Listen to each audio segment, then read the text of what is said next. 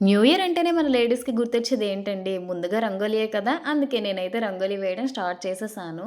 ఈ ఇయర్ అయితే నేను ఇలా సింపుల్‌గా రంగోలి వేసుకుంటున్నా. లాస్ట్ ఇయర్ అయితే చాలా పెద్దగా మంచిగా రంగోలి వేసుకున్నానండి.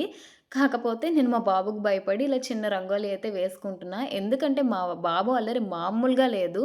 ఇంత చిన్న రంగోలి వేయడానికే నాకు చుక్కలు చూపించాడు. ఇంక నేనైతే ఈ ఇయర్ ఇలా సింపుల్‌గా నా రంగోలి కంప్లీట్ చేసేసాను. ఈ ముగ్గు ఎలా ఉందో నాతో కామెంట్ సెక్షన్‌లో షేర్ చేసుకోండి.